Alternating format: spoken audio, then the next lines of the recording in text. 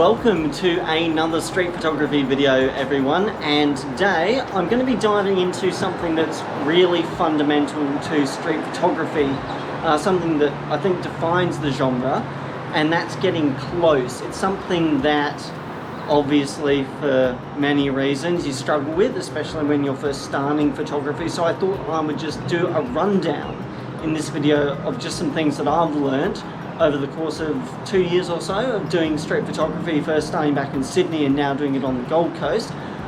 These are things that just make it easier to get close. They're things from technique to equipment to behaviour, and they're all things that you can start to incorporate into what you're doing in a piecemeal sort of fashion. You can just try one and then try another thing and then work out which ones work for you, and if the other ones are just something you can get onto later, then it's something you can develop. But yeah, I'm going to head out and I'm going to be shooting with Will Roberton tonight. We're heading to Surfers Paradise and we're going to be doing a little bit of night street photography. So I'll see you at the location. Alright, so made it in. Here's Will. Hello, Will. Yeah. So yeah, like I said, this one's about sort of providing some tips on ways to get close for street photography, and one of the things I thought I'd mention straight up is that I'm using the 85, which is not typically... So you don't have to get close. Genius. Well, there is We're that. not standing that close. This is the thing though, there's being close and then there's feeling close. You can actually still feel close even when you're using that slightly foreshortened focal length, I think. It's just about making sure that there's something actually interesting enough going on in the frame that the person feels engaged. So if you're using the 85, which a lot of people are doing when you're starting street photography because it's just a bit intimidating getting really close and using a 35, I'm going to explore some ways that you can still feel close using an 85, which is a sort of non-traditional choice for that sort of mission objective. By way of a bit of orientation, we're just going to head right down towards whatever you call the main thoroughfare of Surfers Paradise, this nice wide open walking area, and just get warmed up there, I suppose.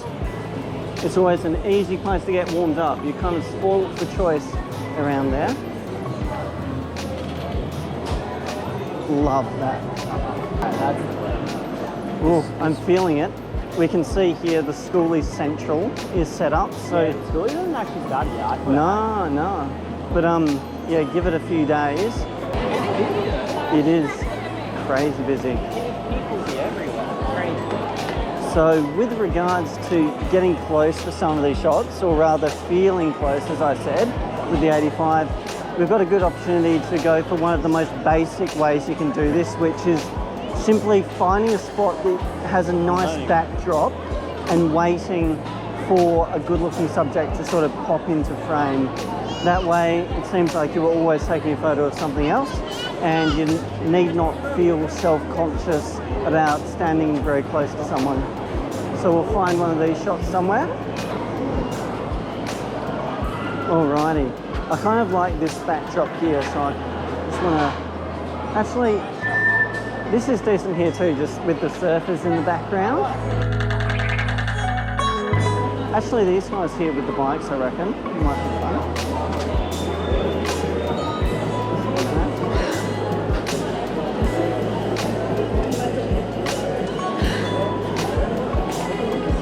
Like that. Here's a fun little one here. Not bad.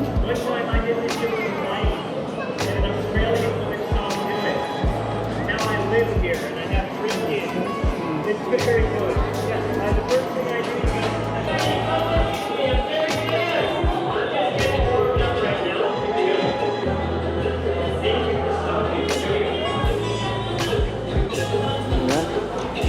that's one other way you can do it. If you can hear me over the music, just sort of set it up and keep the camera to your face for a little while after they've gone past, so it just seems like you are always looking for something else.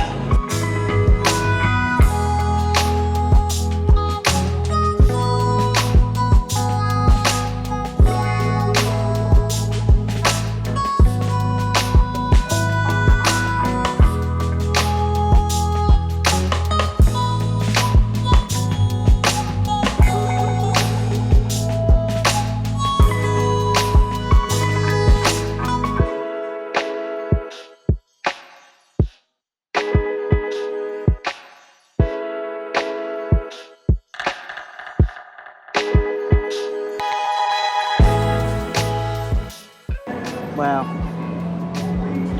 I just like the vibe of this.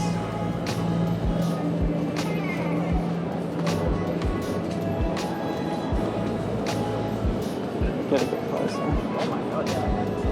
Big enough.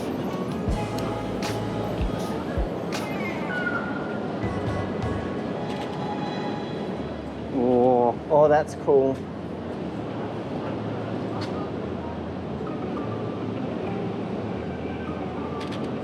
I like it when you look up. See if I can get a bit more of the wall in there. Is my face like blue right now? Oh no, it's like, it's a just your standard white, I guess. That's kind of cool.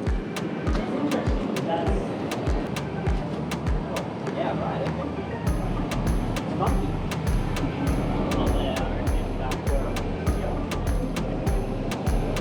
Oh, oh yes. Oh, it's like the thing is eating me. This thing here. Bro, it's like this is between $35. Oh yeah.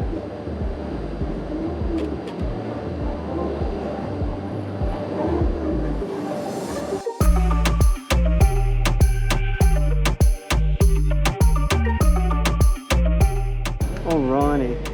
So one other thing that it can be really useful to do is make sure you have some spots that you know really, really well and you feel comfortable shooting there, because it will automatically make it a little bit easier to get those closer shots, because you'll know where to position yourself. You won't be faffing around.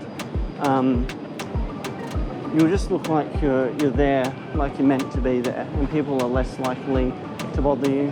I like that shot actually. Let me get this. The alleyway there, I agree.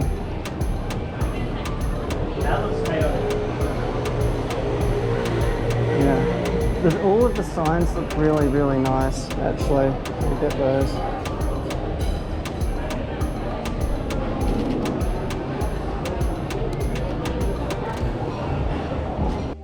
Lovely little spot here, just for a bit more of an establishing shot than a classic street shot. I'm going to get this at a deeper aperture.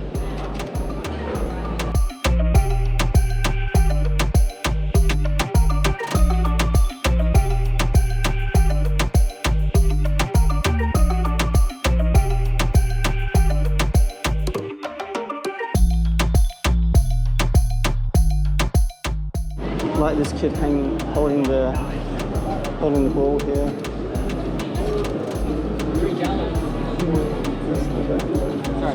No worries. I feel like everyone needs to see this. This is a Sony with Canon strap. This is actually. I love I that. had to pre-order the R5, but you know, I pulled his strings and I go, Oh yeah. if you want to buy it, hit me up. It could become a very limited run item in It the long actually is. You run. cannot get this. Yeah. The regular strap's like 160, 200 bucks. This bad boy, priceless. All right, big crowd dispersing now. Let's get some crowd shots.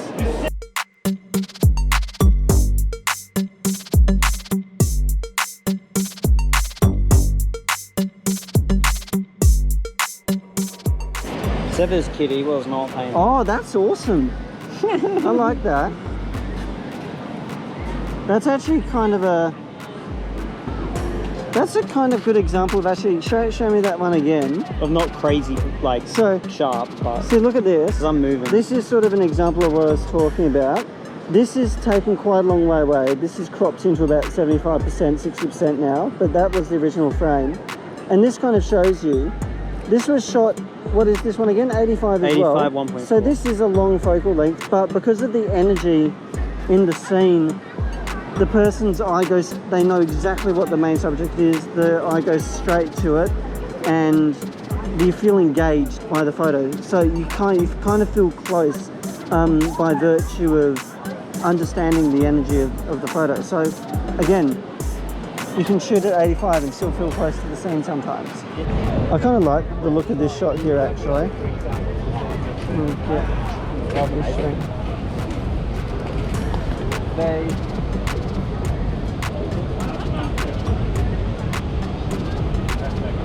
Talk about a city beach location. This is kind of fun. Look at this. Oh, lightning off in the... Is that lightning? Yeah. Oh, shit. Lightning off in the background. Oh, bro. Come on, give me some lightning. Give me some lightning. So it turns out the photo of the night is definitely not a street photo, but it's certainly an interesting one. I know, still kind of a street scene. It is a street city, and we've got a very impressive storm.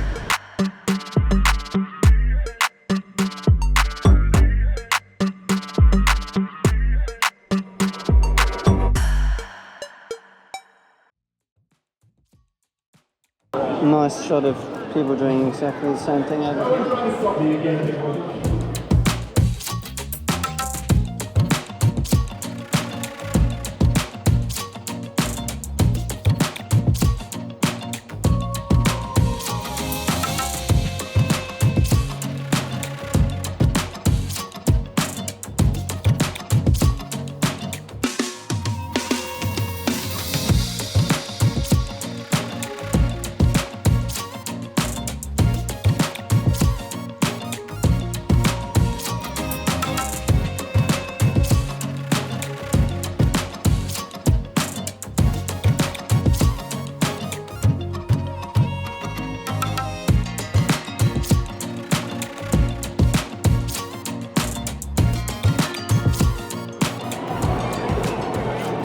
Love that. Have you had someone get angry yet for taking their photo?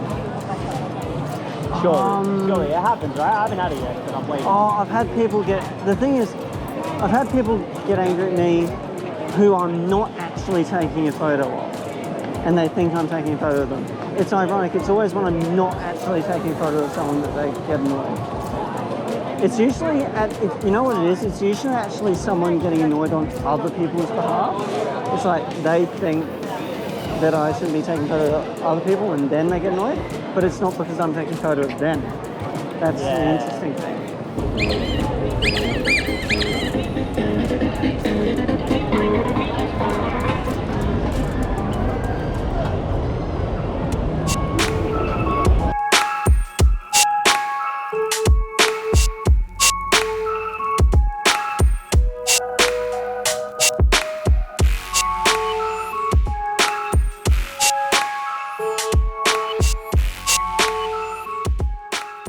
Another easy option for getting some close shots is get side on to a nice light source where people are interacting with stall holders or something like that. It makes it just a bit easier.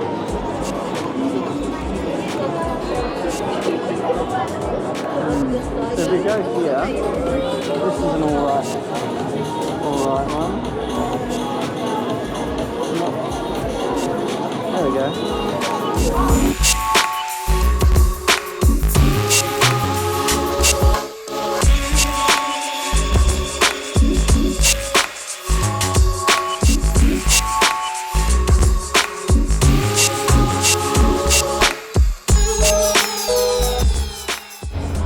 Alrighty guys, so we're just about done with the session actually, because we've done 3 kilometers in nearly an hour and 45 minutes of walking around, and we do have to get back in time to avoid parking fees. So I'm all over it. Basically just going to get whatever shots we can in the time we have on the way back.